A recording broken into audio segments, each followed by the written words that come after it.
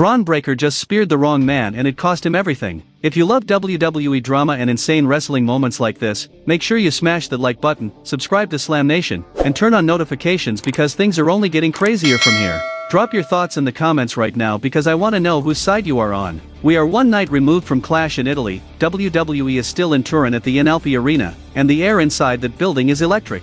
The crowd already witnessed Roman Reigns conquer Jacob Fatu in tribal combat just 24 hours earlier. Italy has been lit on fire by professional wrestling. And now, right here on this Fallout edition of Monday Night Raw, the main event is set: Seth Rollins vs Bron Breakker in a rubber match that nobody expected to happen this soon. The road to Night of Champions is officially open, and this is how WWE chose to kick it off, with two men who have been at each other's throats for months, two men with deeply personal unfinished business, two men who have every reason in the world to tear each other completely apart. Think about how we got here. Bron Breakker did not just defeat Seth Rollins at Backlash in early May. He humiliated him. He took what should have been Rollins' moment and turned it into a statement about the future of this entire industry. That win was supposed to be the exclamation point on a rivalry built on betrayal, on raw power, on the cold-blooded ambition of a young monster who looked at his position beside Rollins and decided that loyalty meant absolutely nothing compared to opportunity. Breakker turned on Rollins to cover for the Vision while their founder was nursing an injury, and from that moment forward, Seth Rollins had a debt to collect.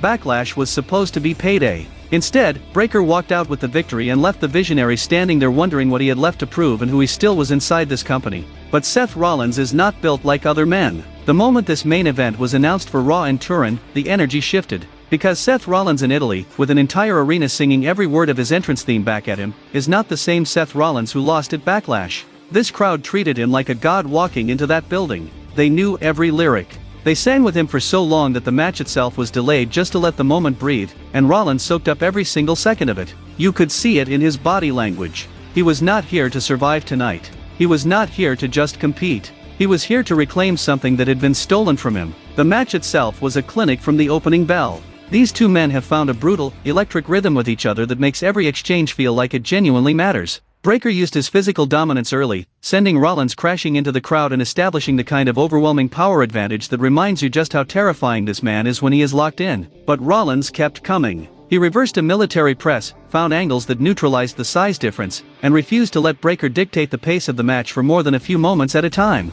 Every time it looked like Breakker had taken full control, Rollins scratched and clawed his way back into it. But what happened next shocked everyone. The two brawled outside the ring, and when Breakker went flying with a clothesline, Rollins met him mid-air with one of his own. Both men crashed to the floor at full speed. The crowd in Turin erupted.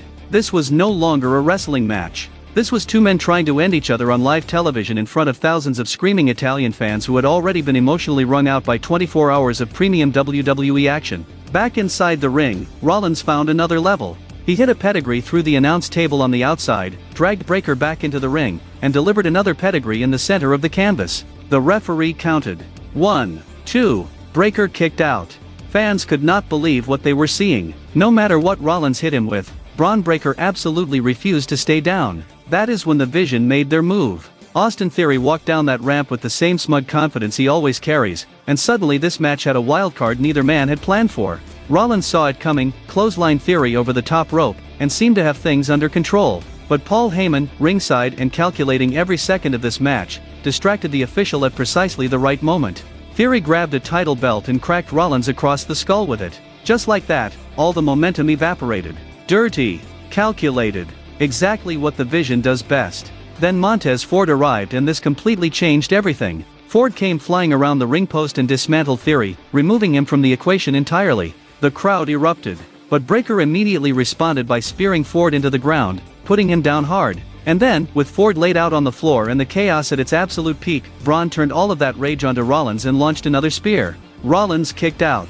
He took the full force of that move, the same spear that had ended countless opponents, and he kicked out at 2. Nobody expected this moment. The referee had completely lost control. Heyman, Theory, Ford, a title belt used as a weapon, the shattered announce table. This match had become everything at once. Two men broken and bleeding in front of a crowd that was losing its collective mind in the most electric arena WWE had visited all year. And then Paul Heyman crossed a line he could never uncross. Rollins hit the stomp cleanly in the center of the ring. The referee dropped for the count. 1, 2. Heyman reached in from ringside and put Breakker's foot on the ropes. Match still alive. 3 count broken. Paul Heyman, the wise man, the man who exists solely to protect his investment, had just stolen the match from Seth Rollins with one calculated, shameless move. And the crowd absolutely hated him for it. But Rollins did not go back to Breakker.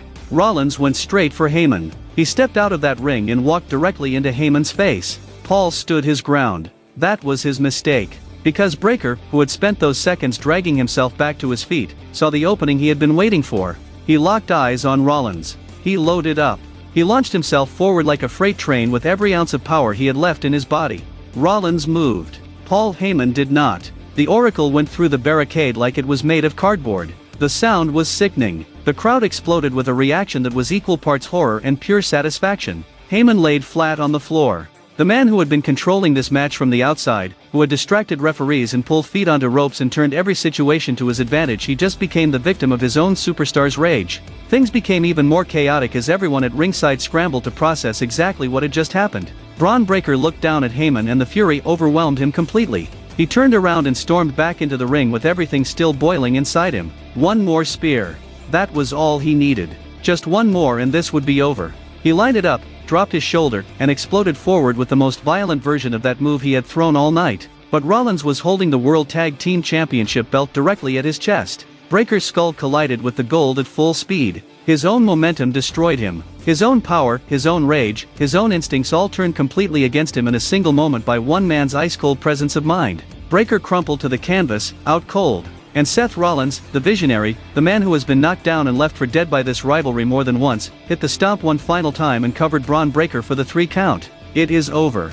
Rollins wins. The rubber match goes to the visionary in Turin, Italy, in front of a crowd that gave him everything they had from the first second he walked through that curtain. This was not just a win in the standings. This was Seth Rollins reminding the entire world exactly who he is. But do not even think for a single second that this story is finished. Night of Champions is on June 27th in Riyadh, Saudi Arabia, and the King of the Ring bracket is already forming around both of these men. Rollins and Breakker have too much heat, too much history, too much unresolved anger between them for one result in Italy to close this chapter for good. Paul Heyman just got sent through a barricade by his own superstar. The Vision is cracked and humiliated. And Bron Breakker is going to wake up tomorrow knowing that his own instincts cost him the match, and that kind of humiliation does not fade quietly. That kind of humiliation transforms people into something far more dangerous than they were before. So the real question is not whether this rivalry continues. The real question is what version of Bron Breakker we see on the other side of this. Because a desperate, humiliated, red-hot Bron Breakker may be the most terrifying thing in professional wrestling today.